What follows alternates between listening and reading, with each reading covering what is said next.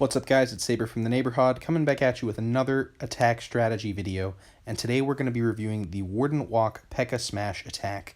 We're going to be looking at some attacks from a war we recently won against Texas War Incorporated, and it was a nice 41-38 victory. We're going to be looking at attacks from one player today, Big Al or Kick Fritz, you know him, you love him, one of our co-leaders here at the HOD. So let's get right into it, and we're going to head to the drawing board to show you how he planned out this attack, and then we'll show you the execution. Alright, so here's the plan for this base. Let's get right into it. The first thing that's going to happen is he's going to start with the Warden Walk, and I'm going to put the Warden in, we'll do the Warden in gray. So we're going to start with the Warden Walk down from the 6 o'clock area, and we're sort of working the Warden that way, towards where we want to enter our troops. Well, why do we want to enter our troops there? That's the first question.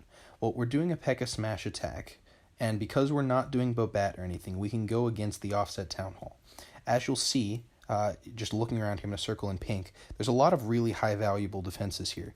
You got an Expo and an Inferno there, the Queen, another Inferno here, a Scatter Shot, the Eagle. All of these are relatively in reach of a Wall Wrecker and maybe one jump spell. So that's one of the major reasons why he decided to choose this end. So that's the use of the Warden Walk here. The Warden Walk is basically a funneling tool that's going to help those troops direct in a certain way. Now on the opposite end here, you have to actually funnel the Warden Walk. A lot of Warden Walks want to get to an Inferno Tower, and I think one of Al's goals for this Warden Walk was to pick off this Inferno Tower. Unfortunately, due to timing, things didn't quite go to plan. However, they still do work out in the long run, and that's just a testament to the power of this attack strategy. So first and foremost, you're going to see a couple of balloons drop over here, right, with a baby dragon, where I'm marking in green now. A couple of balloons and a baby dragon, I'm just going to put a B, trying to basically clear out all of this stuff. Unfortunately, he has a corner Tesla pop, and so he has to waste a couple more balloons, but that wasn't the plan. On the opposite end of the spectrum here, I'll do pink for the Pekka. We're going to have a Pekka basically come in here and sort of clean out all of this trash in the hope that we're basically making a clear path for the majority of the troops to just head into the base, and that path is going to be basically right here, right? And they're going to kind of swing towards the Town Hall with the Wrecker, right? So that's the goal. So once the Warden Walk executes, Warden Walks are slow. But once it executes and it gets the things that it wants, so let's say Warden Walk gets all of these things, right? The hope would be that maybe Warden Walk can get this Inferno Tower, perhaps even two, that once that happens, these troops have a pretty clear path. With the Wall Wrecker, you drop a Wall Wrecker here, it busts through a couple walls, you're coming in with Pekka's healers, and the rest of it basically behind it, assuming those healers switch off of the Warden onto the Pekkas. And you're just going to rage and jump as necessary through the base. We're probably looking at a jump spell, maybe in this region. It depends on how far the Wrecker makes it. As you're going to see in this attack, though, the Wrecker does make it very deep into this base, which allows him to use the jump spell actually over here. So that's basically the plan, and now let's see how it was executed. Alright, so here we are. We're back looking at the base, and now let's watch the replay and see how the execution occurred.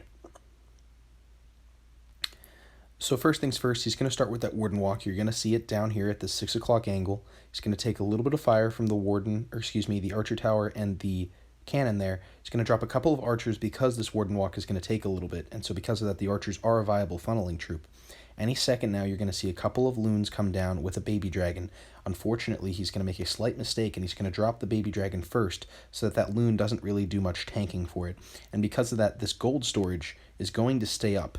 Fortunately, it doesn't pose a significant funneling threat, but the potential for it to was a little bit scary at the time. You're going to see that he's a little bit worried about it, so he's going to drop an archer to try and pick it off, but there's a corner Tesla. He's going to have to drop a coconut loon, which gets picked off by a Sam, and a second coconut loon to finally finish the job. Up on the top end, you're going to see a Pekka come down any second now. To complete the top end of the funnel. He has to rage up the Warden because he gets a little bit antsy here and realizes he's not going to get to that Inferno Tower. So he drops the Warden to complete the funnel, and then we're going to see Wall Wrecker and the Pekkas and Bowlers here any second now. And there they are. So we're going to kind of work our way through the base. We're trying to get that Wall Wrecker through maybe 2, possibly 3 sections of walls, given that this is a little bit of a weaker level base. And the way that he deployed the troops kind of helps tear through. It's a soft CC, which is a really poor choice at Town Hall 13 these days. Any poison spell can basically deal with all of them, and it's not really a good value for the defensive clan castle. Pops the Warden ability a little bit early because he was taking fire from the Eagle, 2 Infernos, and the Scatter Shot, as well as a couple of Expos. At this point, he has to make a decision about the jump spell. It doesn't appear that his Wrecker's going to make it into the Town Hall compartment, so he tried to use that little alleyway there to deal with it, but the Wrecker ultimately does make it into the Town Hall compartment, and so his troops sort of diverge. I forgot to mention in the initial planning phase that the Royal Champion's going to come in from the top end here to pick off a couple of defenses. And look at the nice use of this baby dragon here below that 3 o'clock side. He's going to use that to funnel the Royal Champ and send her back up. And in the way that he sends her, it actually allows his queen to get back to full health because of these healers locking onto her. The Royal Champ ability is super powerful. I'm sure you all know that by now. But look at this. She's going to activate it. She just did. And it whacked a whole bunch of those defenses down to one-shot health ability. And because of that, Ice Golem now gets out in front, queen at full health. This base is absolutely smacked. He still has 4 Pekkas standing, and he only brought 6 to begin with. Several bowlers out of 10, 6 out of 10 bowlers, and 3 of the 4 heroes still standing. This is a really strong strategy, and I do suggest that anyone who is looking to 3-star, try it out. Now let's get back to the drawing board and check out another raid. Alright, so we are back to the drawing board for another Warden Walk Pekka Smash style attack. So let's look at how Big Al decided to plan out this attack. So first and foremost, he is going to start with the Warden Walk. And one of the reasons why you choose a Warden Walk is you see an exposed Inferno Tower. So his Warden is going to start right here, and the goal for the Warden is basically to clear out all of this trash buildings, like this, right? And then sort of head into the base and knock out this Inferno Tower. That's the plan. And then once that is all done, the idea is for him to head sort of up this way towards the 12 o'clock end and meet up with the main assault force. So let's clear all of that scratch off of the screen there, and then once we're done with that, all right, so let's say we have Warden here, and we're going to just draw a big X over all this stuff, and then we're going to say he walks that way, Warden in gray. Now, to complete the funnel, you're going to see some nice things here, pretty cool. Very good use of a bowler bounce to knock out these 2 buildings, takes care of the mortar, and forces the Warden to move in on the base. Once all of that is completed, he's going to start the top end of the funnel, of course, at the top, with a baby dragon and a Pekka. You're going to see the baby dragon roughly at this angle here, something like that, and a Pekka, which we will do in purple, is going to come in at this angle. You have to look at it now when you think about this, right? I'm going to use black to kind of scratch some things off. You have basically now a path for the troops to follow that looks, all of that's gone, and you sort of have all of this being gone, right? And so the idea is to get those troops in and have the wall wrecker just sort of path them in that direction. Now you're going to lose some control over in this sort of 9 o'clock region. I'll circle in pink. You can't quite funnel the troops perfectly to not go this way.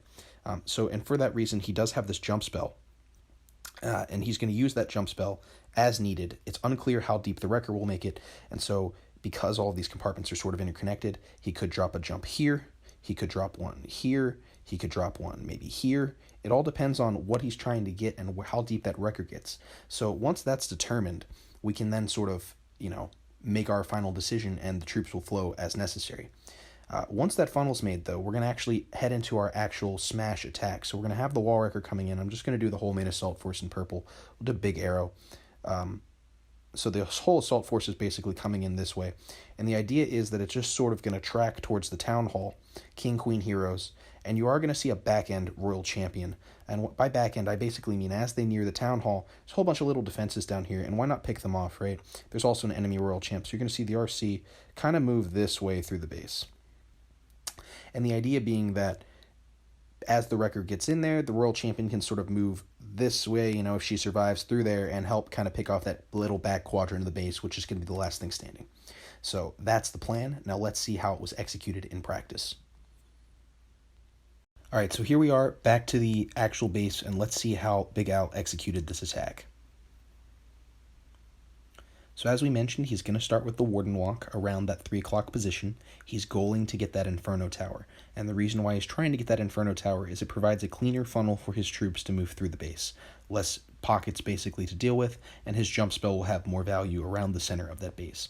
So as the Warden is just sort of working his way through this trash, we're going to see the bowler go down, as we mentioned, to sort of create the funnel, right? And he uses that nice bounce ability to knock out that mortar and the gold storage, which forces that Grand Warden to go directly into the base. He's going to pick off the bomb tower here, he's going to pick off the builder hut here, and then I believe the dark spell factory, and then he will go for the Inferno Tower.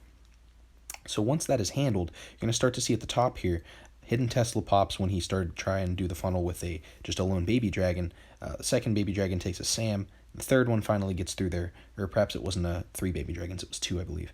Pekka comes down just to be sure there's no more Teslas over there, and we see the wrecker come down to deal with things. At 6 o'clock, we have an archer down to just pick off those big storages. They do take a while at the end, and we want to make sure our cleanup is good. Baby dragon does a lot of work, picks off an archer tower, make sure those troops have a clear pathway into the base. And so as we see, we're going to rage. And out comes a really weird CC, a bunch of goblins and witches. Again, soft CCs are bad at Town Hall 13, guys. They just don't work. Poison spells annihilate them. He uses the record to just keep basically providing a path for those troops, and he saves the jump spell because he wants them to just follow the record towards that town hall. Any second now, we're going to see the Royal Champion drop, but unfortunately, he does have some of the troops break off with the Warden, and so he uses the jump spell there to sort of give them a pathway to get back to the main force while also going deeper into the base.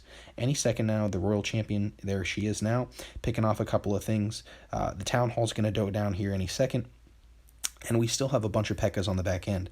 The Royal Champ, after this defense goes down, is going to work her way back towards that air defense. She's a little bit slowed up by the freeze effect from the Town Hall 13, but she does have her ability, and all of these defenses are in a line, and they're a little bit distracted by these Pekkas. So she's going to do a great job of softening up the defenses here before the remaining King, Queen, Pekka, and a couple of bowlers can make it over. Look at that amazing shield throw. Takes off a ton of defenses and weakens a bunch of others. She's going to be able to clear out both of these Teslas, I believe. And because she does that, she's going to get maybe a shot off on this cannon as well. As you can see, there's only 4 defenses standing, and 3 of them are cannons. Not enough to damage a nearly full health king and a queen with full support. And he has some back-end loons left. So, I've said it before and I've said it again. These attacks really can overkill bases, and especially as we move into Town Hall 13 with the Yeti smash, mastering the Warden Walk is a really good skill for any player to have. So speed it up just a little bit here so that we can just kind of not watch the boring cleanup. But that's going to be it for today. So thanks for watching, everyone, and I hope you learned a little bit from this video. If you're interested in joining up our clan, I provide the Discord link in the description. This is Saber from the Neighborhod signing off. Thanks and have a great day.